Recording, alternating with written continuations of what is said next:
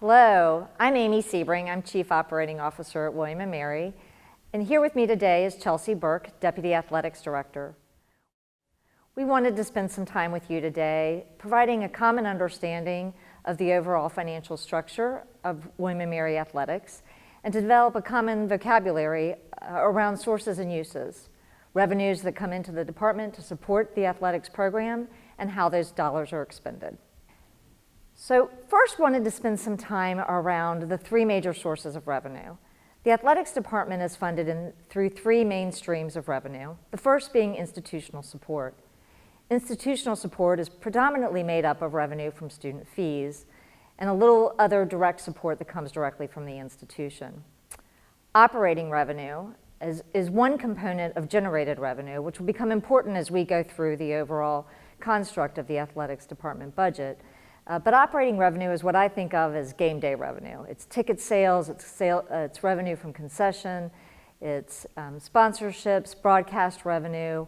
For out-of-conference games, sometimes those come with a financial guarantee, and it's contributions from the NCAA. The third area of funding is private funds, and private funds is made up, again, of a number of different streams of revenue. There's annual giving from our donor population, which supports day in and day out expenses.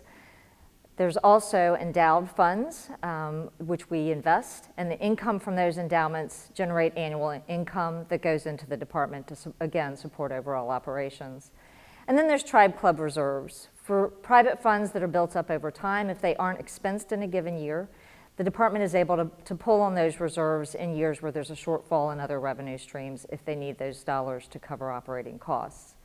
It's important to understand for private funds that many of those come with restrictions from donors. So although they support the overall operations, they may be dedicated to a specific sport or specific component of the athletics department operation. In addition, William & Mary faces certain limitations set out in Virginia law. First, as an auxiliary enterprise, athletics must be self-supporting. It can't support itself with revenues from other academic programs or even from other auxiliary enterprises. In the early 1990s, the State Council of Higher Education for Virginia and the Virginia Department of Accounts specifically set out the expectation that athletics would be fully self-supporting and would not be subsidized by revenues from other auxiliary programs like housing, dining, the bookstore, or other areas that are generating revenue across the institution. In addition, and more recently, the Virginia General Assembly adopted a new provision that institutional support cannot exceed 70% of overall operating revenues for athletics, and that any increase in institutional support must be increased by matching dollars of other sources of generated revenue. Importantly, the Auditor of Public Accounts monitors our compliance with this provision, and if we are found out of compliance, it actually risks the institutional's delegated authority through the Virginia Higher Ed Restructuring Act. So this chart paints a very clear picture of our overall revenue sources, starting with institutional support that accounts for more than half of our current total revenue at approximately 54%. Operating revenue comes in at about 15%, and as Amy said before, that encompasses NCAA funding, game day revenue, and other types of operating support that we get. And finally, private funds at about 31%, and this encompasses our endowment, our tribe club, and any annual reserves that we have. As stated before, institutional support cannot be increased without a one-to-one match in that generated revenue. So it's important that we're able to increase revenue in that private funds and operating revenue areas before we can talk about increasing additional institutional support. Let's go a little bit deeper into institutional support. As stated before, it provides more than 50% of the revenue to the athletics department. The student fee accounts for approximately $14.4 million directly from the institution, and that comes in general in the form of student fees. Each of our students pay over $2,000 annually to support the athletics operation. And it's important to note that William & Mary Athletics ranks second highest in the state of Virginia for Division I institutions, right behind VMI, which has a student fee of a little over $3,000 annually. So now let's dive into some details on operating revenue. The first piece that I want to talk about is game guarantees, and that makes up about 18% of our overall operating revenue.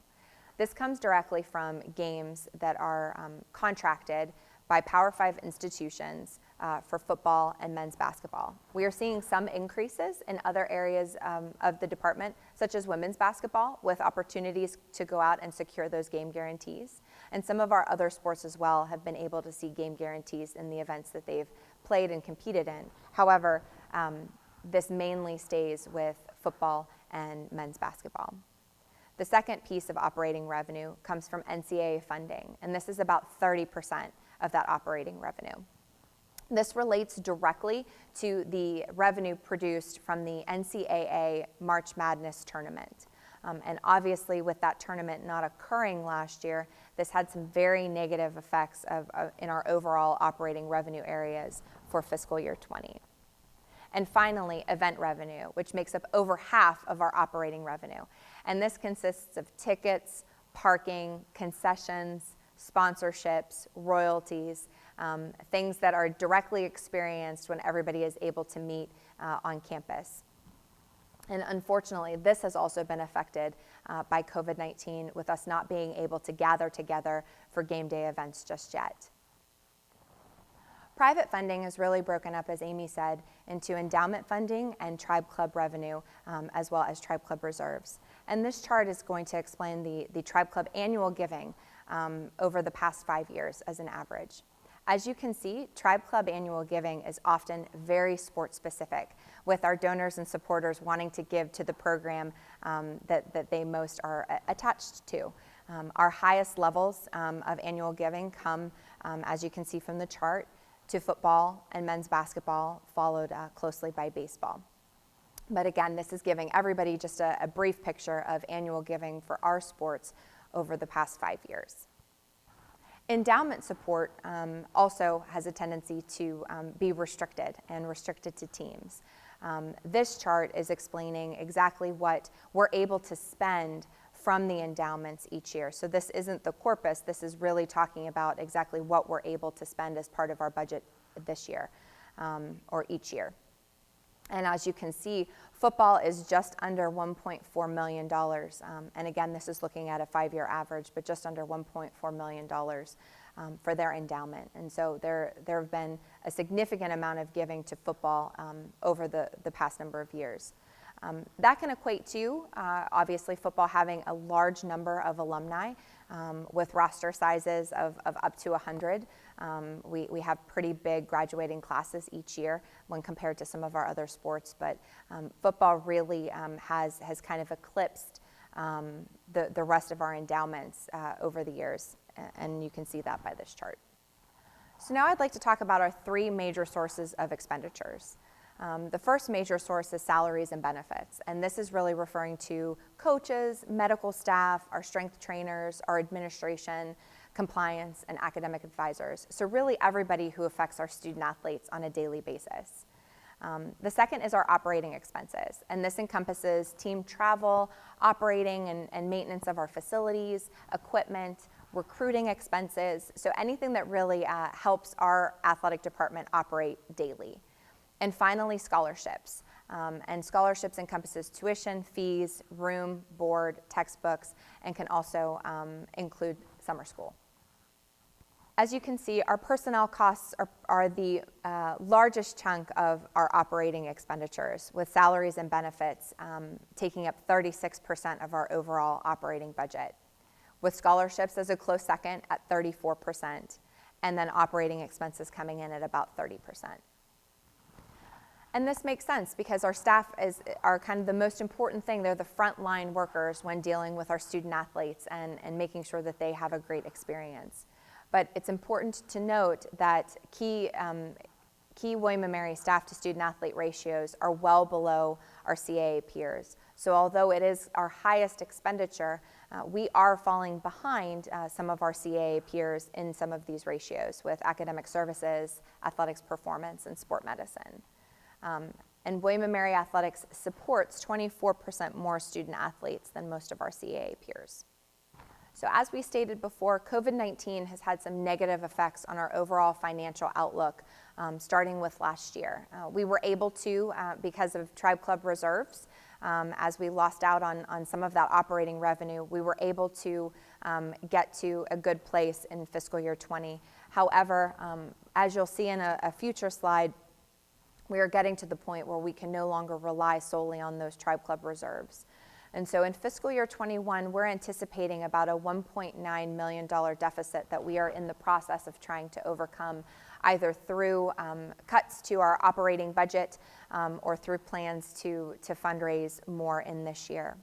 But we are estimating, and again, these are just estimate numbers, but we are predicting that we are going to see about a financial deficit of $3.1 million in fiscal year 22 and continuing with a $3.3 million deficit in fiscal year 23. So this is a problem that we are going to need to start addressing now. So this is what a structural budget deficit looks like. Starting in fiscal year 15 and moving forward to fiscal year 20, it's very clear that we have been able to spend down our reserves. Although our Tribe Club has been fundraising very well over the years, we haven't quite gotten, starting in fiscal year 16 and moving forward, we haven't quite reached those goals each year. And so we were able to rely on the Tribe Club reserves to help get us there and fund our program at the end of each year. Unfortunately, after fiscal year 20 and with the impacts of COVID-19, we are really unable to rely on those financial reserves to move us forward. And we're looking to increase fundraising, but also make tough financial decisions around our budget in order to get us to a good place in fiscal year 21. Chelsey, thank you for that overview. As you can tell from Chelsey's description, revenue options are limited. Athletics can't rely on any one stream of income to overcome its projected deficits. Institutional support can't increase without additional increases in operating revenue and private funds, those generated revenues that you heard both Chelsey and I refer to.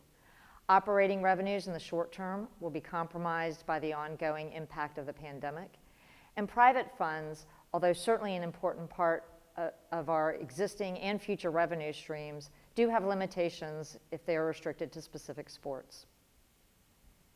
Bottom line, as we think about the financial outlook for William & Mary Athletics, the challenge remains. With 23 teams, athletics is projecting over a $3 million deficit in FY22 and FY23.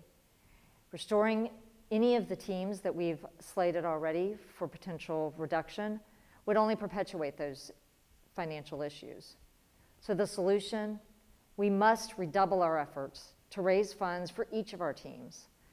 We must manage costs. Cost reduction is an important part of this solution as well. And as Chelsey has shown, we've actually reduced operating expenses over the last several years. However, cost reductions alone won't get us through this deficit and really risk potentially harming the quality of our programs. With that, we know that we must remain committed to the athletics program and are looking at all of the options that we have before us. Thank you.